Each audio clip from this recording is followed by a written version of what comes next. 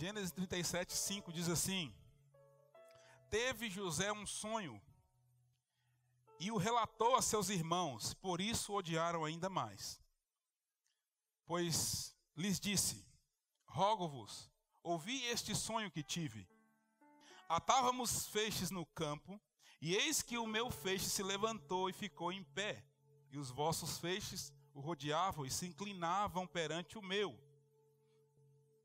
Então lhe disseram seus irmãos: reinarás com efeito sobre nós? Sobre nós dominarás realmente? E com isso tanto mais o odiavam por causa dos seus sonhos e de suas palavras. Teve ainda outro sonho e referiu aos seus irmãos, dizendo: sonhei também que o sol e a lua e 11 estrelas se inclinavam perante mim. Contando a seu pai e a seus irmãos, repreendeu, e seus irmãos o repreendeu, e o pai lhe disse: que sonho é esse que tivesse? Acaso viremos eu e a tua mãe e teus irmãos inclinar perante a ti na terra? Seus irmãos lhe tinham ciúmes. O pai, no entanto, considerava o caso consigo mesmo. Amém? Queridos, eu queria começar essa segunda mensagem dessa série falando que é bem comum, e talvez isso já aconteceu com você, é bem comum Deus mostrar o final, o resultado, antes de revelar o processo. O menino José estava lá de boa, e aí ele, uma bela noite, ele deita, e ele tem um sonho. E o sonho que ele teve foi que estavam no campo com os irmãos, atando trigo, e os feixes dos seus irmãos se inclinaram, e o dele ficou de pé. E o irmão acorda todo empolgado, né, quem sabe sem nem ter discernimento da revelação do sonho, e chama: meus irmãos, venham ao cativo, eu sonhei com vocês, né? Quem aqui não gosta de sonhar e contar para a pessoa que sonhou, né? Alguns ficam com receio quando o sonho aparentemente é ruim. Fala: eu tive um sonho com fulano, ele conta para terceiros. Já viu? Quando o sonho é bom, você conta direto para a pessoa.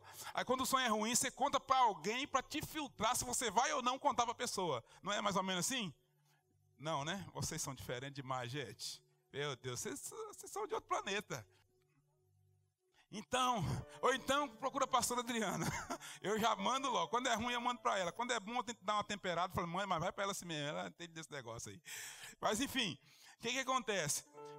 Meus irmãos, eu tive sonho com vocês. Olha, talvez na inocência, na imaturidade, alguma coisa. Fala: o que foi? O que sonhou? Será que eu sonhei? Fiquei rico? Será que eu vou ser rei da nação? O que foi? Não, sonhei que nós estávamos no campo lá, atando feixe. E aí o meu feixe ficou de pé e os seus se curvaram. Alguém já matou a letra. Pum. Você está dizendo que você vai ser nosso líder? Mas por que eles pensaram isso? Porque José já vestia uma túnica.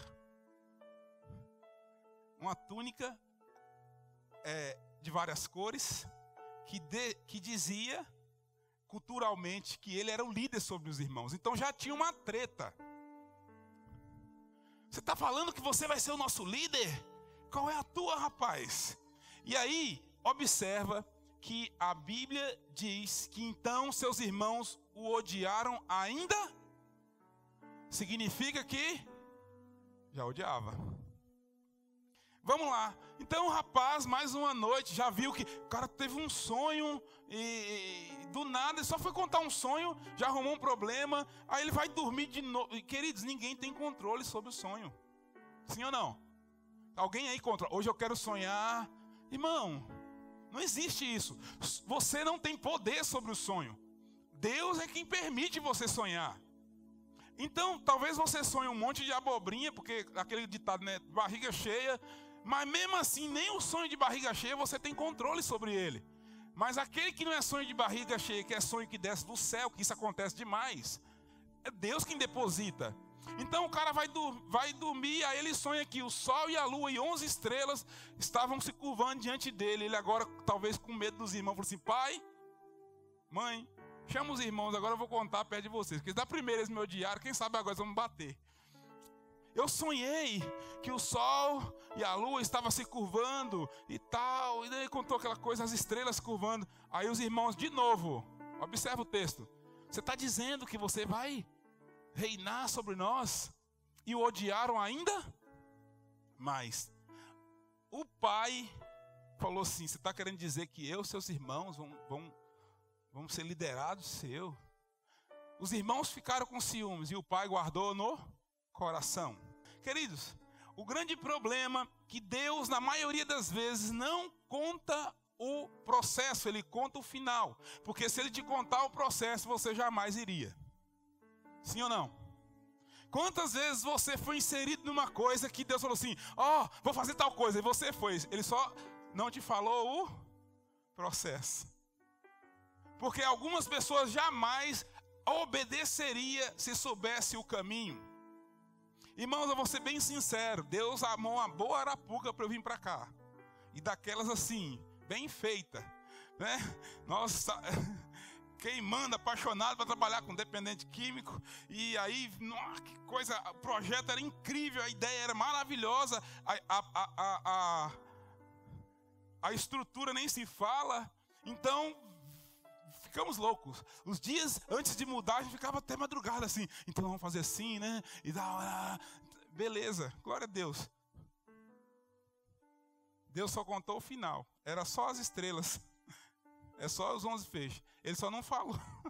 Ô irmão, eu vou falar para você a verdade. Se Deus me fala que eu ia vir, naquela época, eu vim para cá, para começar uma igreja, para passar por tudo que eu passei, para hoje estar aqui falando com vocês, eu não viria. Não viria. Então o que acontece com José é que agora ele tem um sonho, Deus conta o final, e agora José é empolgado, compartilhando com sua família, sem ter noção do processo. Então agora deixa eu te falar uma coisa. É bem comum que quando Deus coloca uma palavra, uma promessa, um propósito, uma revelação sobre nossas vidas, isso faz com que o nosso coração se alegre, os nossos olhos brilhem. Então isso às vezes é o ponto final. E a primeira coisa que nós queremos fazer é tornar isso público. Então quando José torna público o sonho, Deus começa o processo.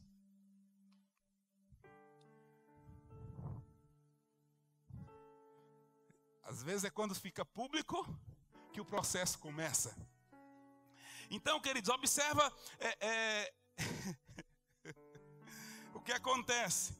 Então José tem o sonho, relatou aos seus irmãos e agora os irmãos começaram a ter ódio dele. Ou ainda mais, começou o processo, né?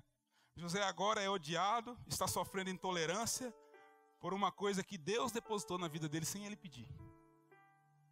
Sem ele pedir. Ele só estava dormindo.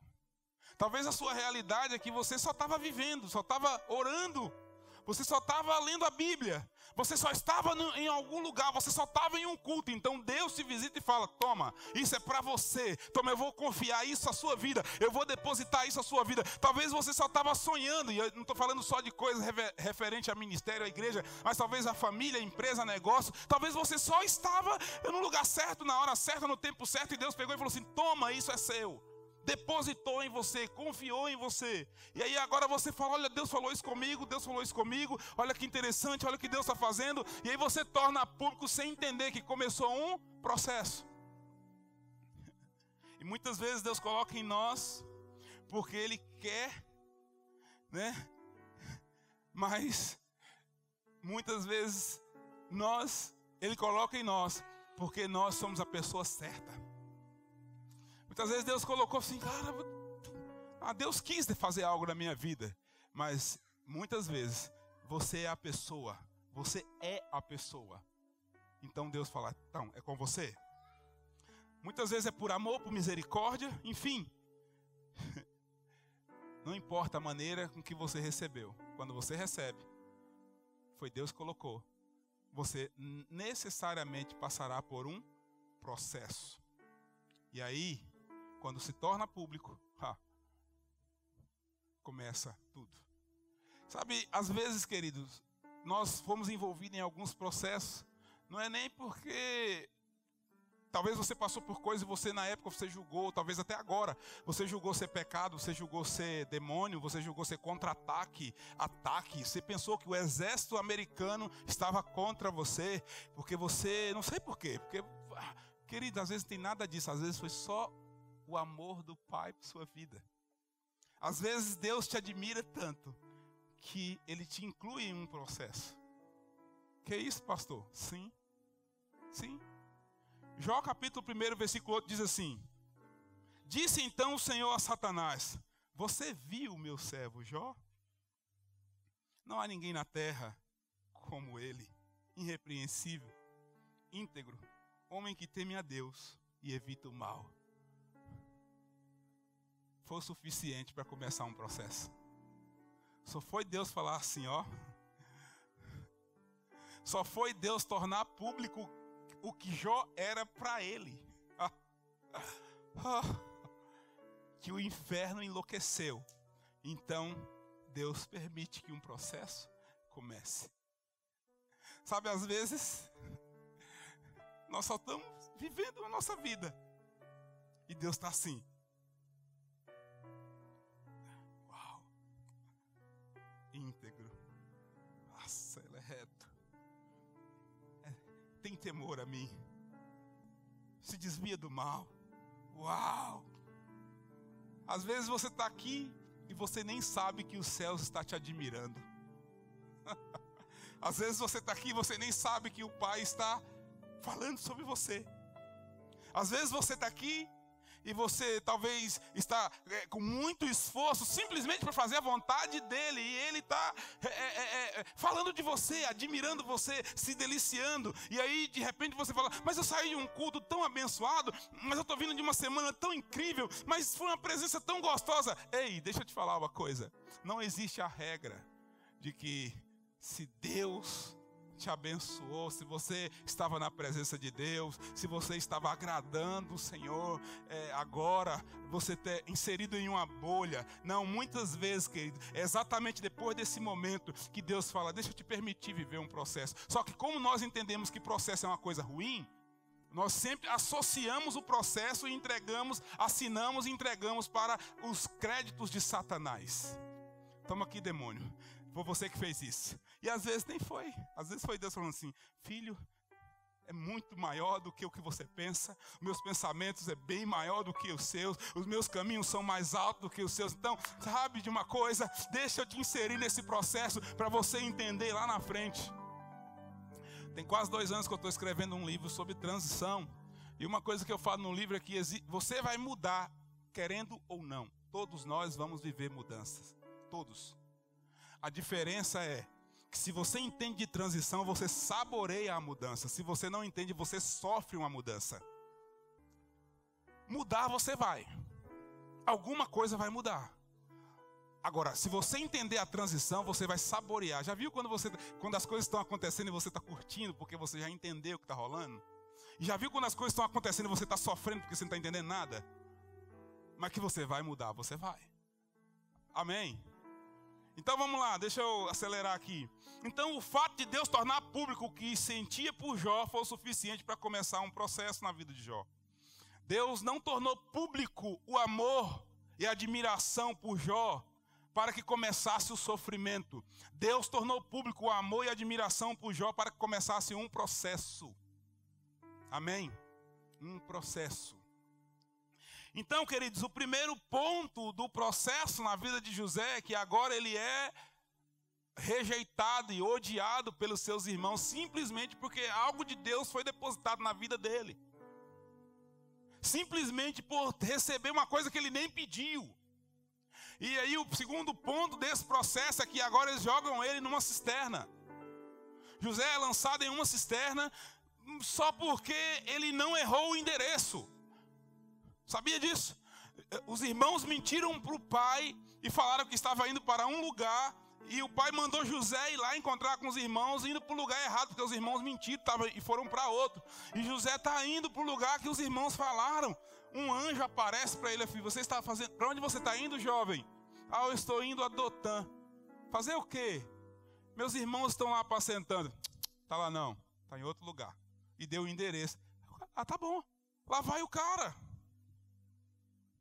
Quando os irmãos viram de longe,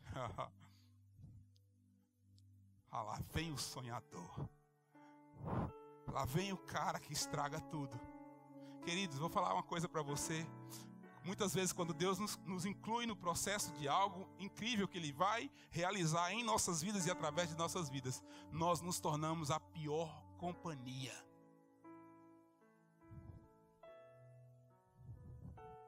Tem alguém aí? A pior companhia.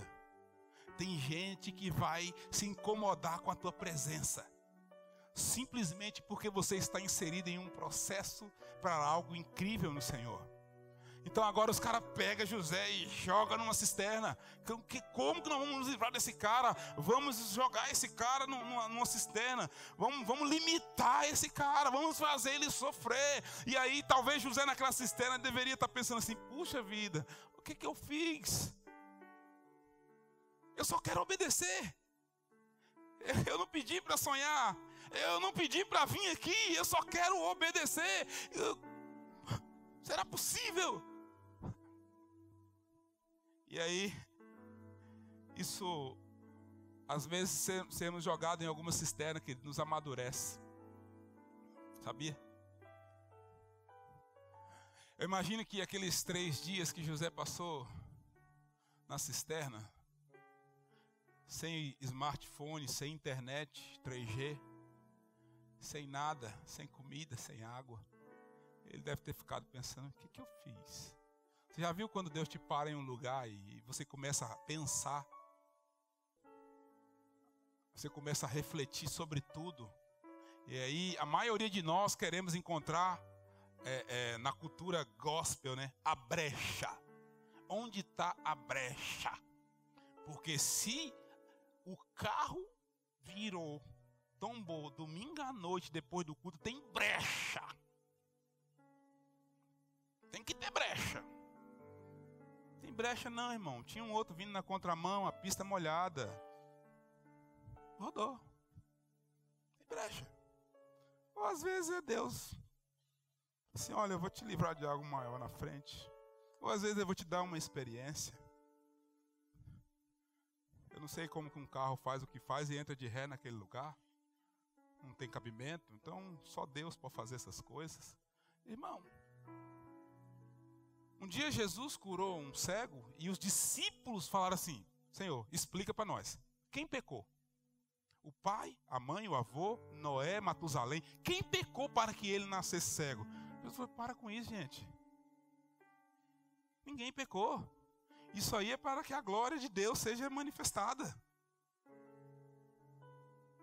Só que a nossa geração do triunfalismo, nada que não seja agradável aos nossos olhos, bom, pode vir de Deus. Quem pecou? Ninguém. A glória de Deus precisa ser manifestada. Vamos lá. Então, queridos, depois desse processo de ser jogado na cisterna, José é vendido. Oh, meu Deus! Muitas vezes no processo colocam preço em nós, e colocam preço em nossos sonhos, e colocam preço no que o Pai depositou em nós. Deixa eu falar uma coisa: nunca permita ninguém colocar preço naquilo que Deus depositou em sua vida. Nunca. Nunca. Mas durante o processo, sabe, é um momento que, parece que o processo é um momento que nós estamos fragilizados, e é nesse momento que tentam colocar preço em nós, tentam colocar preço no que Deus falou, tentam colocar preço no que Deus confiou, tentam colocar preço no que Deus depositou em nossa história. Meu irmão, não pode ter preço. Você sabe, o que Deus depositou na sua vida não tem preço, não é negociável. O seu ministério não é negociável, o seu sonho não é negociável, sua família não é negociável, a sua vida com Deus não é negociável, a sua experiência com Deus não tem negócio. Não tem. Não deixe ninguém colocar preço. Ninguém. E quem tentar colocar, ainda que tenha boas intenções, pode até ter boas intenções, só não está ouvindo os céus. E tem muita gente que está cheia de boas intenções, quer te ajudar, mas não quer ajudar Deus. Tem gente que quer me ajudar, mas não ajuda Deus. Mesmo querendo me ajudar, não está ajudando Deus. E durante o processo, nós ficamos um pouco fragilizados. Às vezes estamos na cisterna e agora? Agora nós vamos vender, vamos colocar preço nele, vamos ver quanto custa. Uma outra coisa que acontece durante o processo, vai ficando ligado aí, vamos ver onde nós vamos chegar essa noite. Uma outra coisa que acontece durante o processo é que é a mentira da túnica, né? Os caras pegaram um bezerro, um carneiro, mataram, ensanguentaram a túnica. Eu já falei sobre isso aqui numa outra mensagem. Ensanguentaram a túnica e levaram para o pai. Olha, pai, nós encontramos isso aqui na rua. O senhor conhece? O senhor sabe? A Bíblia diz que Jacó olhou e o resto ficou por conta da mente de Jacó. É a túnica do meu filho. Uma fera, um animal feroz matou o meu filho, José está morto. Como, e agora? E começou a chorar por anos. Sabe, a túnica, Jesus, a túnica era o símbolo de honra que o pai depositou na vida de José. Agora inventaram a mentira. Mancharam a túnica de sangue, não foi do sangue de cordeiro. Mancharam a túnica de sangue, e a verdade do coração do pai agora passa a ser uma mentira no meio dos irmãos. E o pai agora está chorando, olhando para a túnica, que era o símbolo de honra, agora representa uma tragédia, uma dor. A túnica que era o símbolo da honra, agora, a túnica que toda vez que o pai olhava para José vestido naquela túnica, quem sabe lá cuidando, ele falava assim: meu filho, esse eu amo demais, ele é honrado, ele é incrível, olha só, olha, eu dei ele a túnica de várias cores. E agora, toda vez que o pai olha para a túnica, ele começa a chorar, porque uma mentira está sendo, Jesus, me ajuda, uma mentira está sendo contada a respeito do que era para ser uma lembrança de honra, agora é uma lembrança de dor. Gente, essa noite aqui tem pessoas que ensanguentaram sua túnica,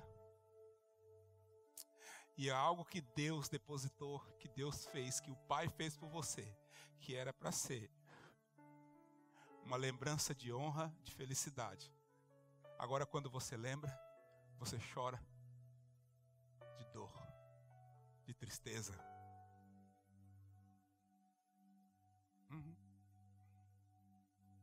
Quem sabe quando você ganhou a túnica, você ficava no espelho assim. Quem sabe quando Deus te chamou para aquele ministério? Quem sabe quando Deus te deu aquele sonho? Quem sabe quando Deus abriu aquela porta? Quem sabe quando começou aquele relacionamento? A túnica era o símbolo de alegria, de felicidade, tanto para o coração do pai, quanto para José. Mas agora, uma mentira a respeito da túnica foi contada. E o que era para sorrir, agora é para lágrimas. O que era para esperança, agora é para dor.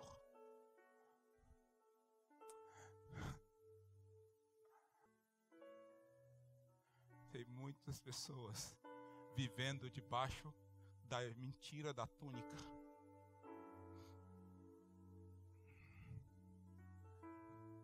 Muitas pessoas vivendo debaixo da mentira da túnica.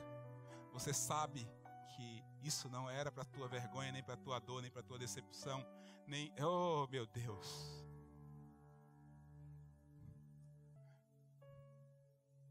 Eu vou dar um conselho para vocês. Procure saber onde estão as túnicas ensanguentadas dentro da sua tenda.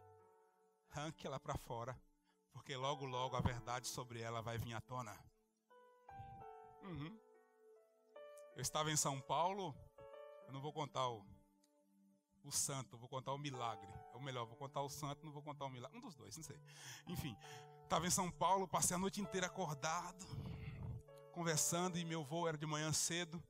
E aí, o dia amanheceu, a gente trocando ideia, eu falei assim: uau, tem 1h30 até o aeroporto. E aí, então já vou entrar no carro e vou dar aquela dormida, porque depois tem Vitória, Barra de São Francisco, né? Coisa simples, pouca coisa, para quem ficou a noite inteira acordado. Então eu entrei no carro, cheguei pro irmão, que vocês vão conhecer ele, no máximo em abril do ano que vem.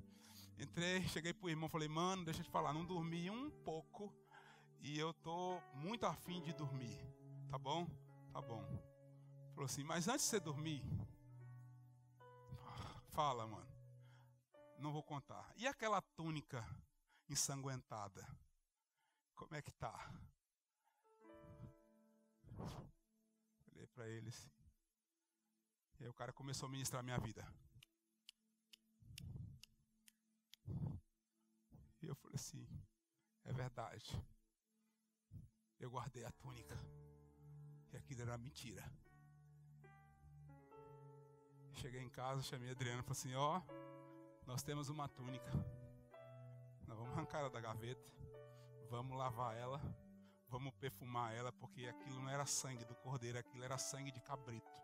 Logo, logo, nós vamos vestir o menino de novo. E ele vai nascer, falta 9 meses. Ano que vem é o ano 9, fica tranquilo. Eu tô começando a ficar meio doidão aqui, daqui a pouco eu largo a pregação para lá e não vamos deixar acontecer. Vai. Arranca a túnica, velho. A pregação era outra, mas eu parei na túnica aqui, né? Ei, arranca a túnica, velho. Lava ela.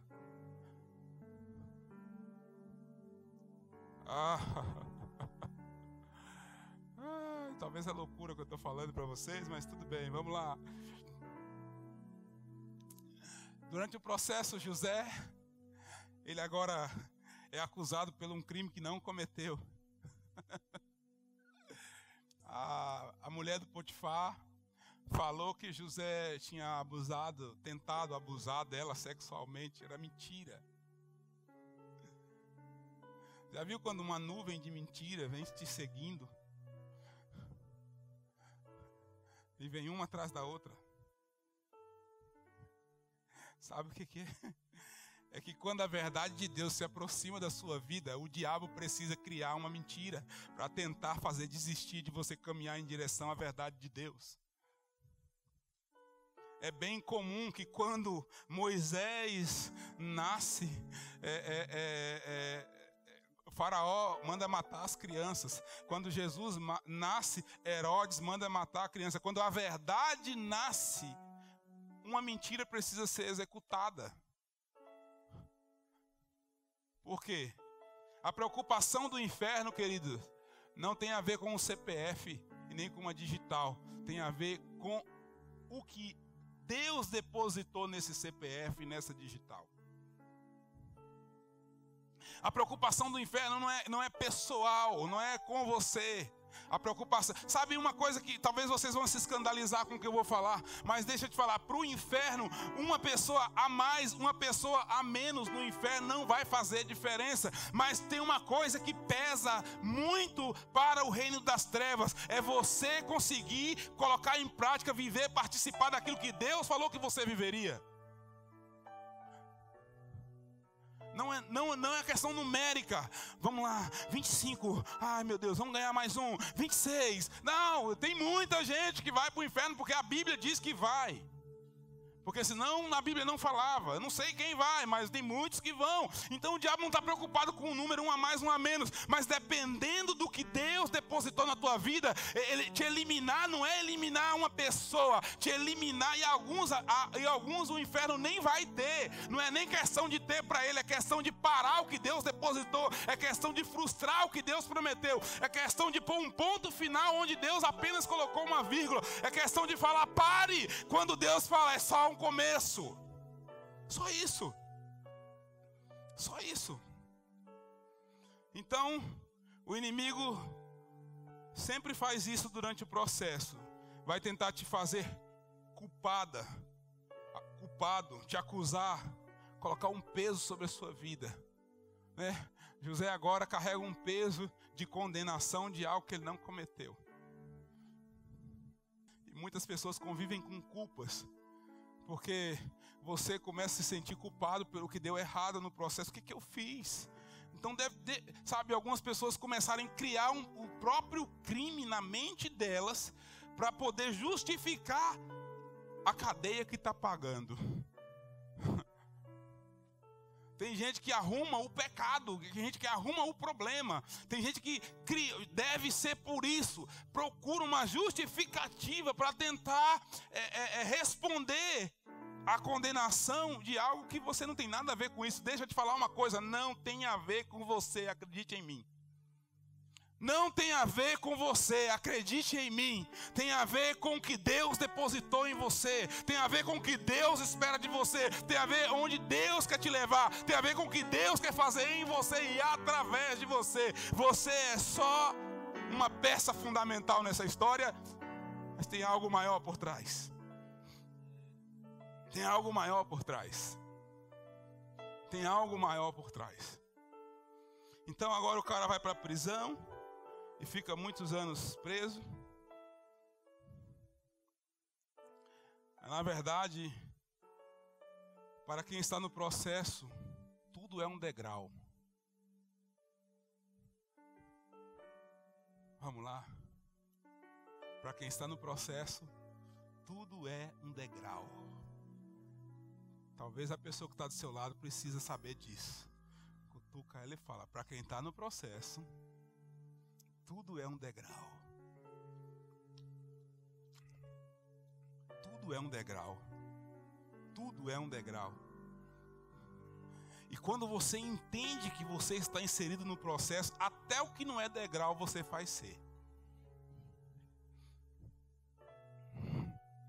Não era um degrau, você fez. Não era uma escada, mas você subiu. Para quem está no processo, tudo é um degrau. Oh, Jesus. Aleluia. Queridos, e uma coisa que você precisa entender sobre essas 3 mensagens é que quem vive no processo, quem está inserido em um processo de Deus, em algum momento da sua história, você vai ter uma oportunidade de vingança. E é essa hora que está batendo na porta a sua decisão. Como eu falei domingo passado, Davi estava dentro da caverna, quando de repente ele recebe os grandes conselhos de quem estava com ele na labuta, de quem comprou a briga dele. Deus te deu ele. É a sua chance. E eu imagino que Davi até deu passo para falar: é verdade, vamos pegar o cara. Mas aí, irmão, quem está no processo e está sensível, discerne durante o caminho. Até quando você vai errar, você acerta. Então Davi vai, corta o pedaço de pano e fala: eu vou trocar o pedaço de pano pela vingança. Eu vou falar o que José trocou pela vingança. José trocou uma grande refeição. Façam o melhor, coloque a melhor comida. Vamos lá, sirva. Agora Benjamim vocês colocam 5 vezes mais, porque tem um outro mistério na história. Mas vamos alimentar. Deixa eu te falar uma coisa. É muito importante você entender que quando você está inserido em um processo, algumas coisas que aconteceram, Deus vai trazer, vai bater na tua porta e vai falar assim: vamos, deixa eu ver como que você vai reagir. Se você vai reagir como Cristo, você vai voltar ressuscitado naquilo que parecia estar morto. Você pode achar que é uma heresia que eu estou falando. Não estou falando de você ressuscitar dos mortos, mas tem coisas em nós que morrem durante a nossa caminhada, que Jesus ressuscita. Ou nunca aconteceu isso com vocês?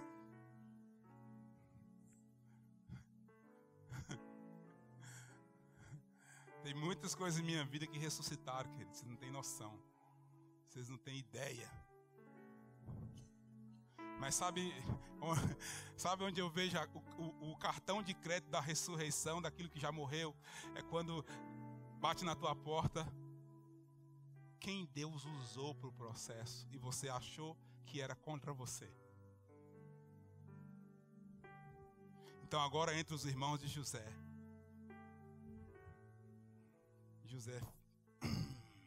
olha os caras aí, é a minha chance. Ele fala: ou eu vou me vingar, ou eu vou fazer o que Jesus lá na frente vai ensinar, mas eu estou pegando do céu antes dele falar.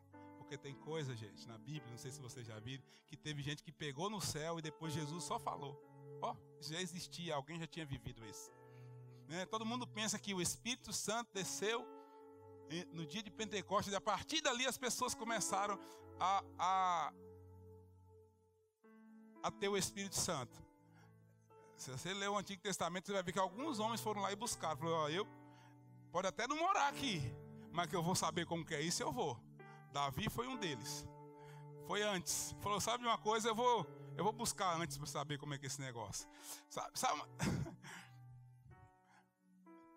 O Luiz Hermínio fala uma coisa muito interessante, que ele diz que quando chegarmos no céu, ele acha, né? Só uma maneira de pensar para ilustrar alguma coisa, que tipo Abraão e alguns homens da Bíblia vai nos perguntar como que é conviver com o Espírito Santo. Ele não vai poder fazer isso com Davi. Porque Davi, não, isso aí eu já sei, fica tranquilo, eu não vou perguntar nada porque eu sei. Antes de vocês eu já tinha experimentado. Eu busquei lá. Eu arrumei um jeito de ir lá buscar para mim. Experimentei esse negócio. Mas, então, eu entendo que José é que ele vai buscar algo que Jesus lá na frente vai falar. Te obrigaram a andar 1 milha. Vai 2. Te tomaram a capa. Entrega a túnica. Te bateram a face. Oferece a outra. Os homens mais incríveis da Bíblia, eles tinham a habilidade de não se vingarem. Eles tinham a habilidade de pôr uma porção a mais para quem um dia tirou dele a capa.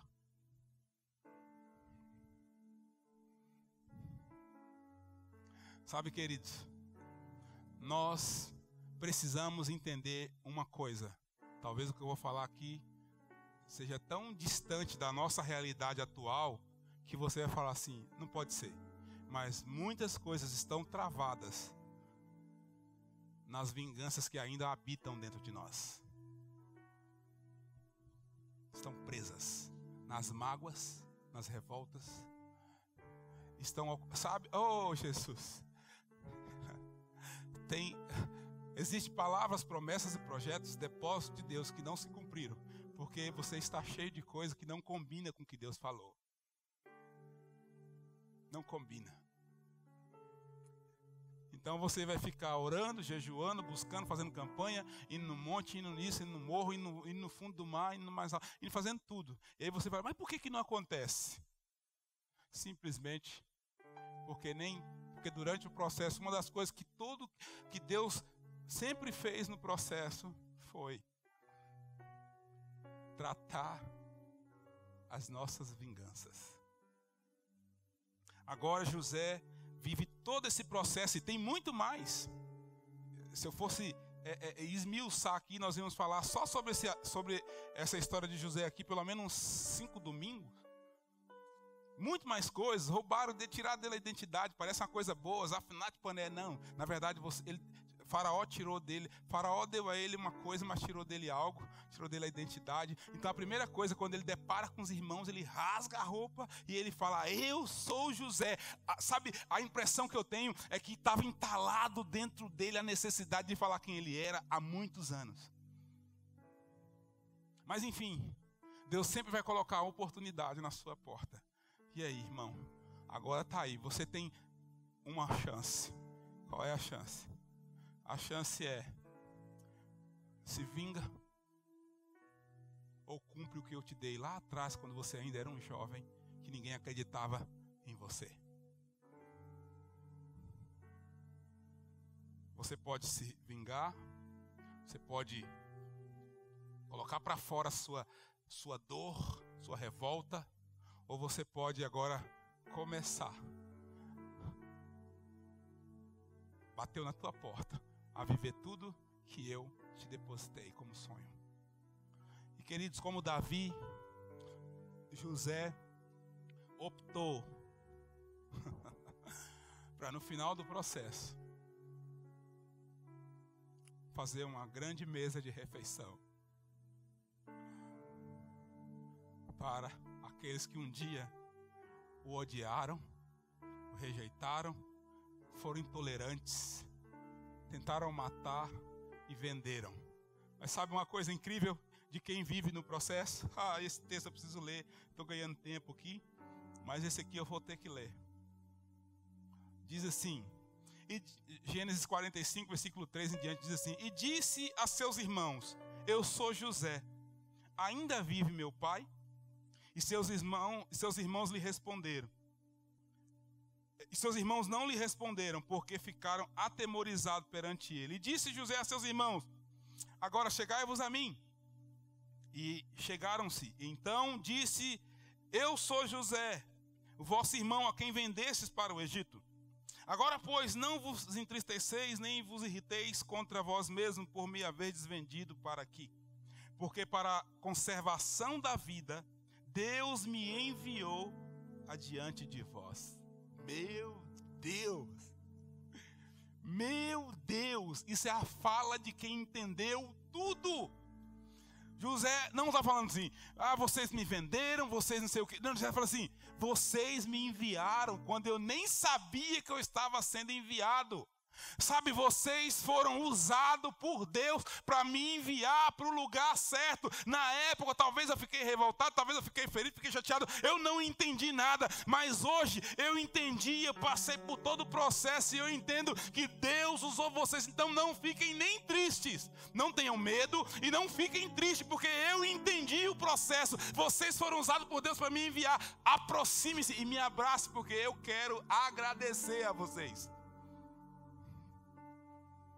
Eu vou falar uma coisa para vocês, queridos.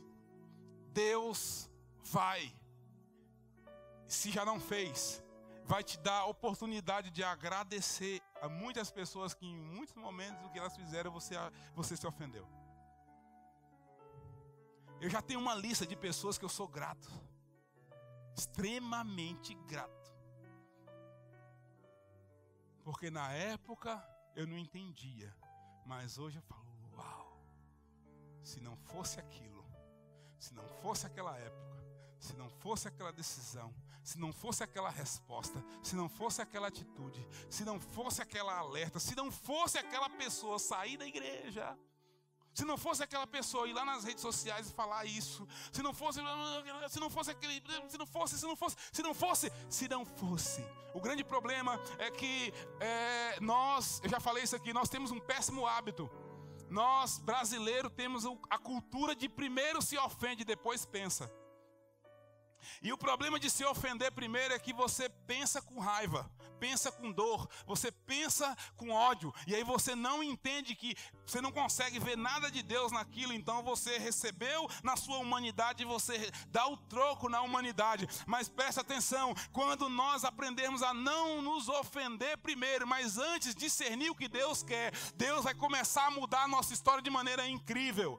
Eu sempre gosto de falar da mulher cananeia, que ela chegou e falou: Jesus, tem misericórdia de mim, a minha filha está terrivelmente endemoniada. E Jesus fala assim: eu não vou pegar pão dos filhos e dar para os cachorrinhos. Ela se ajoelha e diz: mas até os cachorrinhos comem das migalhas que caem da mesa dos filhos. Aquela mulher, talvez se fosse brasileira, ela ia sair para as redes sociais e falar assim: tem um pastorzinho aí que fica curando cego, que fica falando isso, falando que ele é filho de Deus, que ele ama as pessoas, mas quando eu precisei dele, ele me chamou de cachorrinha, sabe? Eu não quero saber, cuidado com esse pastor. Sabe de uma coisa? Se ela se ofende, ela ia ter que aprender a domesticar demônio, mas como ela se humilha, ela volta para casa com algo incrível, ela volta para casa com a libertação da filha e para uma nova história. Deixa eu te falar uma coisa, esse não é tempo de se ofender, esse não é tempo de viver ofendidinho, esse é tempo de se curvar ainda mais. Se a circunstância está te dobrando, deita. Se a circunstância está te jogando para baixo, se lança. Se alguém está te forçando, se joga. Esse é tempo de nos dobrar, queridos. Esse é tempo de nos dobrar, sabe? Deus resiste aos soberbos. Não deixa que a soberba, não deixe com os seus ideais. Sabe de uma coisa? Está na hora de nós levarmos voluntariamente na cruz o nosso eu e falar: toma. Chega de uma igreja bonitinha, com a cara bonitinha, com roupa bonitinha, mas com a alma feia. Chega de uma igreja com a cara de santa, mas com o coração com raiva, ódio, mágoa, rancor e pendências. Deixa eu te falar uma coisa: quando você não se ofende, Jesus fica de pé em teu favor. Já falei isso também. Estevão estava sendo apedrejado, e ele mesmo pede para Jesus não fazer nada. Não, Senhor, Pai, não faça nada. Eles não sabem o que está fazendo. A Bíblia diz que ele viu os céus abertos e o Filho do Homem em pé à direita do Pai. Deixa eu te falar o que eu acredito. Já falei isso aqui, talvez você não ouviu, e quem ouviu é bom ouvir de novo. A Bíblia diz que Jesus está assentado à direita do Pai. Mas quando alguém não se ofende na terra, ele fica de pé.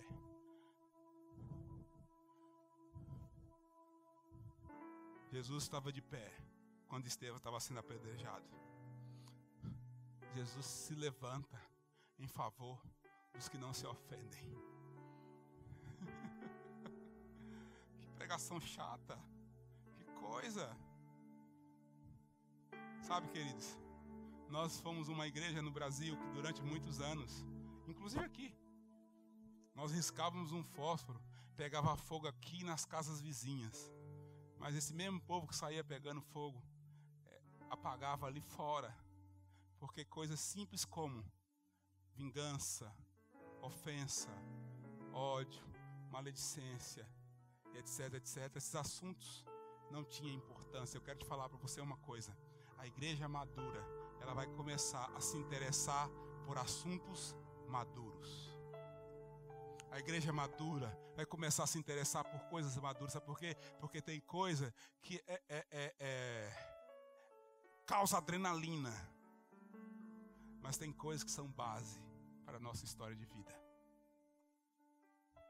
Nós podemos viver de uma adrenalina evangélica, mas podemos viver de um reino de filhos maduros.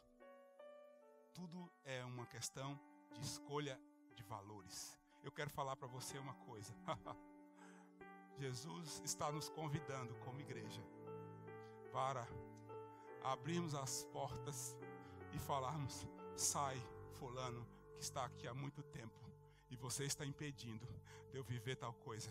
Sai situação, sai dor, sai isso, sai aquilo, porque eu estou entendendo que isso não tem a ver, isso não é pessoal, é o processo. Se você entender que o que está acontecendo na sua vida é algo pessoal, você está pensando que você é quem? Tem gente que pensa: o diabo se levantou contra a minha vida e tudo agora é só... Irmão, deixa eu falar, você é só mais um ser humano na história. Tem gente que pensa que o mundo conspira contra ele, que a igreja conspira contra ele, que a vida conspira. Deixa eu te falar uma coisa, filho, existe algo além disso aí. Existe algo além disso aí. Existe vida além de você. Sabe de uma coisa, o que nós precisamos é entender que tudo é um degrau, e o que não é degrau, eu vou fazer virar. Sabe? Você nunca vai viver sonho carregando os fardos que o processo aparentemente colocou. Porque você pode fazer, dá uma cadeira dessa aqui.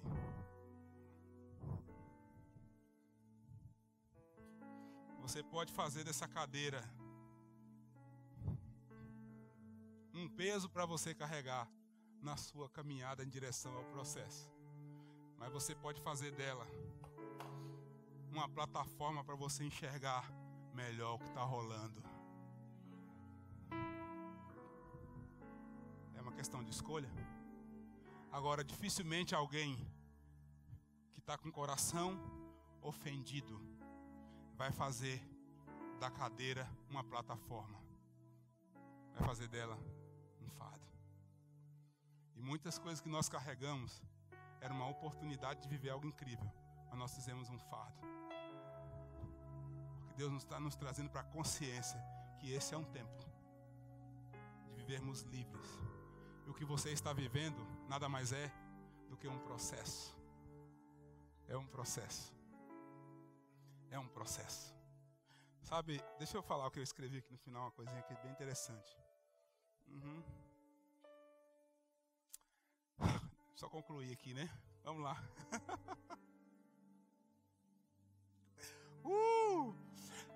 Capítulo 41, versículo 41 diz assim: E disse mais Faraó a José: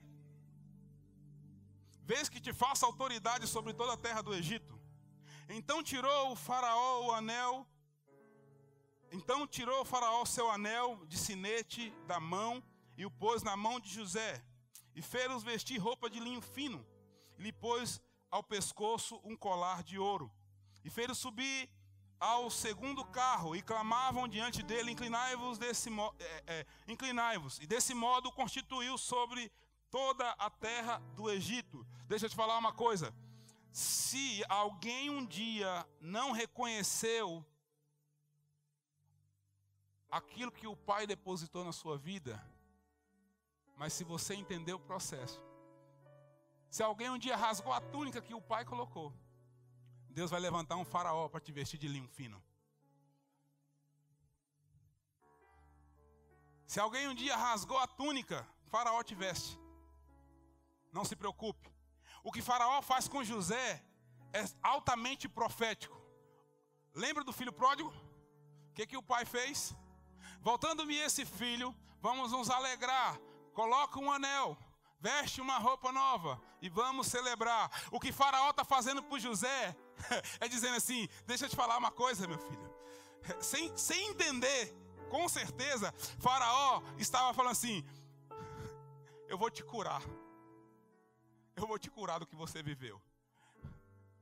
Nós vamos te receber como um dos nós. Nós vamos te dar uma roupa nova. Nós vamos colocar um anel no seu dedo. Eu vou te devolver a autoridade que o teu pai te deu, mas que na época seus irmãos não receberam. Então sobe na carroça. Isso, na segunda, porque a primeira é do líder. Então a primeira liderança era do pai. Então sobe na carroça. Agora, tá vendo aí, gente? Todo mundo? Ele é a autoridade, sim. O ódio dos irmãos não foi capaz de matar quem entendeu o processo. A cisterna não foi capaz de matar quem entendeu o processo. A mentira da túnica não foi capaz de matar quem entendeu o processo. Colocar preço, ser vendido não foi capaz de matar quem entendeu o processo. A prisão não foi capaz de matar quem entendeu o processo. Porque quem entendeu que está vivendo em um processo é uma questão de tempo. Vai ser restituído ao seu lugar. Porque não tem a ver com você, tem a ver com o que Deus depositou em você. Deus está preservando mais do que você. Está preservando o que Ele depositou em você. Então o sonho que Ele depositou em você, Ele continua interessado nele. Sabe, a palavra, a promessa, a profecia, o chamado, o ministério, a família, sabe, a empresa, o negócio, o talento, o dom, a habilidade que Deus te deu, Ele continua interessado nisso. E agora só precisa que você entenda que é um processo. E todo processo vai passar. Eu estava conversando com a Iva e Mateus e falei com eles o seguinte: eu aprendi uma coisa, a vida é assim, uma hora o vento fica a favor, uma hora o vento fica contrário. Eu nem fico folgado quando o vento está a favor, porque eu sei que daqui a pouco ele vai ficar ao contrário. Então quando ele está a favor, eu descanso e curto. Quando ele está ao contrário, eu pego o descanso que eu te gasto minhas energias para remar até ele ficar a favor de novo. É assim a vida, é você entender que uma hora tudo vai mudar.